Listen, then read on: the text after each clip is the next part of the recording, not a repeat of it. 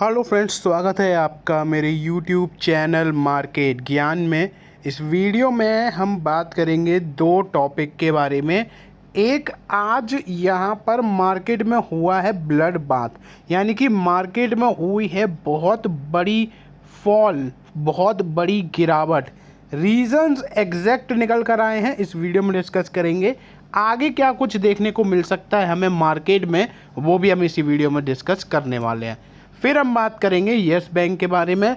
MUFG हो सकता है कि यहाँ पर बहुत बड़ा स्टेक बाय कर ले यस बैंक में। पूरी डिटेल क्या है, वीडियो देख ली तो आपको सारी चीज़ें समझ में आ जाएगी। बस एक लाइक जरूर कर दीजिएगा, ऐसी इंटरेस्टिंग इन्फॉर्मेशन आपके साथ शेयर करता रहूँगा। मार्केट देख लो आप, यहाँ पर सबसे पहले 2200 पॉइंट नज़र आ रहे होंगे आपको यहाँ पर, जिसमें आपको जो ओवरऑल सेंसेक्स है वो काफ़ी बड़ी परसेंटेज के साथ, यानी कि लगभग 3% के साथ गिरावट दिखाते हुए नज़र आया। और 3% किसी पर्टिकुलर इंडेक्स में या इंडिया के मेजर इंडेक्स में अगर हो जाती है गिरावट तो एक बहुत बड़ी गिरावट मानी जाती है। निफ्टी 50 में तो इससे भी बड़ी गिरावट हुई है, लगभग 750 पॉइंट की गिरावट है और ये आपको लगभग 3.5% नज़र आ रहा है। निफ्टी बैंक भी इससे कहीं बचा नहीं है। निफ्टी बैंक में भी आज आपको लगभग 3.5% गिरावट है। निफ्टी मिड कैप बहुत बड़ी गिरावट, लगभग 3.25% की गिरावट। ये तो आप समझ के चलो कि ये क्लोजिंग है। जब आज मार्केट ओपन हुआ था और जैसे ही थोड़ा टाइम हुआ तो 5% इंडेक्स डाउन थे। 4% इंडेक्स डाउन, 5% इंडेक्स डाउन। आप समझ सकते हो कि बहुत बड़ी गिरावट होती है और इस गिरावट में बहुत सारे लोग एग्जिट कर जाते हैं और बुरी तरीके के लॉस के साथ एग्जिट करते हैं। मैं आपको यहाँ पर एक एक इंडेक्स का तो सिनेरियो दिखा नहीं सकता, क्योंकि अगर वो दिखाऊंगा तो वीडियो बहुत ज़्यादा लंबी हो जाएगी, क्योंकि हमें यस बैंक के बारे में ही बात करनी है। मैं आपको डायरेक्टली यहाँ पर रीज़न दिखाता हूँ कि आखिर एग्जैक्ट रीज़न क्या रहा है। Why did market crash today? Reason behind the Sensex Nifty fall। यानी कि यहाँ पर अगर आप देखते हो तो मैं आपको बेसिकली सिंपल सी भाषा में समझाता हूँ। सबसे बड़ा रीज़न क्या है? टैरिफ। यानी कि जो डोनाल्ड ट्रंप ने बात करी थी उसको उन्होंने पूरा कर दिया और पिछले हफ्ते यहाँ पर इन्होंने टैरिफ का अनाउंसमेंट कर दिया। 2 अप्रैल को टैरिफ का अनाउंसमेंट हुआ और उसमें इंडिया का भी नाम आया। इंडिया पर कितना लगा? 26%। उस दिन जब ये न्यूज़ निकल कर आई मार्केट पर कोई इम्पैक्ट नहीं पड़ा। उसके अगले दिन अगर आप अमेरिकन मार्केट देखोगे तो सबसे बुरी तरीके से तो वही गिरते हुए आए थे, लगभग 4-5% उनके इंडेक्स डाउन थे। और जैसे ही जब ग्लोबल इम्पैक्ट पड़ा इस चीज़ पर, चाइना का देख सकते हो आप, यानी कि ओवरऑल एशियन मार्केट देखो, हालत ख़राब हुई। और फिर जब आज इंडियन स्टॉक मार्केट ओपन हुआ तो यहाँ पर इतनी बड़ी गिरावट हो गई। तो सबसे बड़ा रीज़न क्या निकल कर आया है? टैरिफ। इन्होंने जो टैरिफ लगाए हैं वो उम्मीद से ज़्यादा कर दिया है। चाइना और जापान का जो इंडेक्स है वो 10 और 8% से गिरा है अपना, फिर भी आप उसके कंपैरिजन में देखो बहुत सही रहा है। यानी कि जिस अकॉर्डिंग चीज़ें रहीं वो मार्केट को इम्पैक्ट कर रही हैं। अब आप बोलोगे कि टैरिफ ही तो लगा दिया, ऐसा क्या हो गया? टैरिफ लगाने से न केवल इंडिया में, न केवल चाइना में, बल्कि ऑल ओवर द वर्ल्ड, या स्पेसिफिकली बात करें अमेरिका में भी बहुत बड़ा इम्पैक्ट पड़ेगा।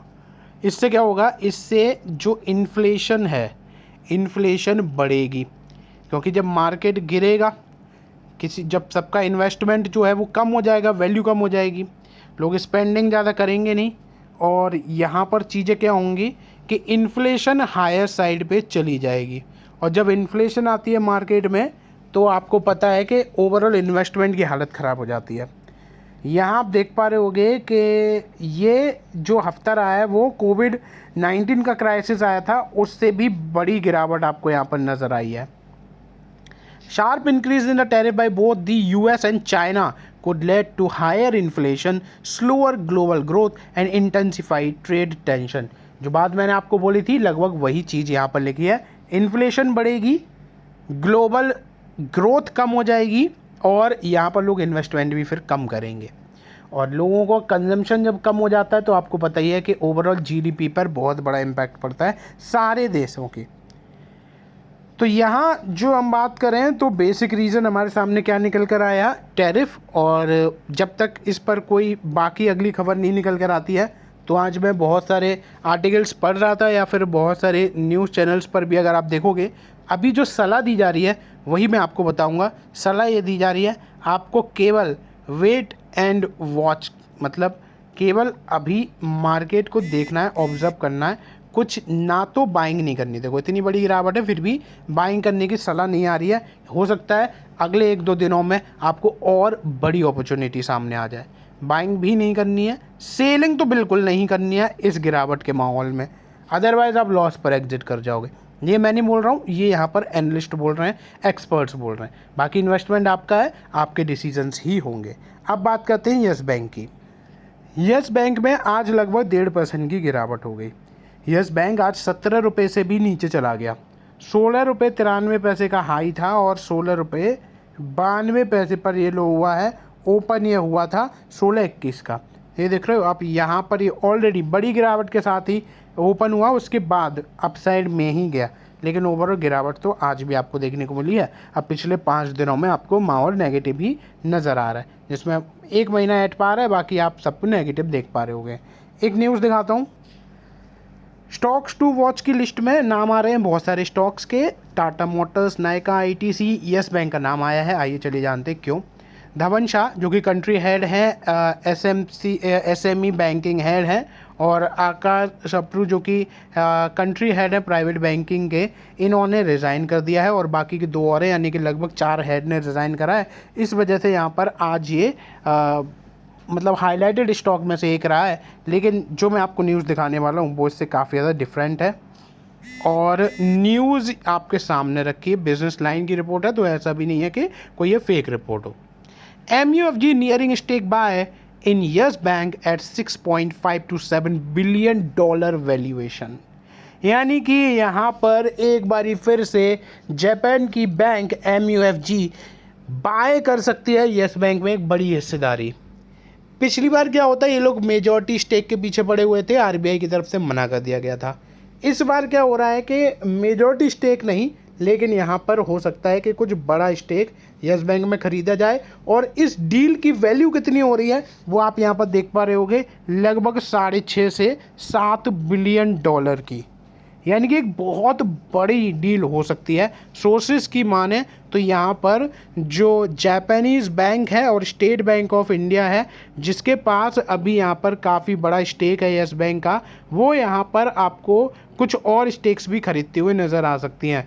इनिशियली MUFG जो है वो येस बैंक का जो SBI का हिस्सा है वो खरीद सकती है लगभग 23-24% का, और बाकी आने वाले टाइम में मेजॉरिटी स्टेक ले सकती है, ऐसा यहाँ पर बोला जा रहा है। One of the sources said the Yes Bank stake sale will be the one of deals in financial services sector to watch out for this year, यानी कि हो सकता है कि इस साल आपको बहुत बड़ी या इस फाइनेंशियल ईयर की सबसे बड़ी डील होते हुए नज़र आ सकती है। इस पर अभी MUFG ने जो बिजनेस लाइन की तरफ से रिपोर्ट शेयर करी गई थी, इस पर मांगा गया था आंसर, उस पर कोई भी जवाब नहीं दिया है। बाकी यहाँ पर येस बैंक की तरफ से भी अभी कोई जवाब आया नहीं है। अब देखो, मैं पहले आपको बताता हूँ, पहले भी बहुत सारी अपडेट्स आ चुकी हैं जो कि बाद में येस बैंक की तरफ से क्लैरिफिकेशन आता है कि हमें ऐसा कुछ भी नहीं पता है, मार्केट में जो यहाँ पर स्पेकुलेशंस हैं उसके पीछे हमारा कोई भी हाथ नहीं है। तो मैं भी आपको ये नहीं बोल रहा हूँ, लेकिन बिजनेस लाइन की रिपोर्ट है और साफ साफ आपने ये भी देखा है कि बिजनेस लाइन ने रिस्पॉन्स भी मांगा है इस चीज़ पर, जो कि MUFG की तरफ से नहीं मिला है। फिलहाल वीडियो में बस इतना ही। वीडियो अच्छी लगी हो तो प्लीज़ एक लाइक जरूर कर दीजिएगा, चैनल को सब्सक्राइब जरूर कर दीजिएगा। धन्यवाद।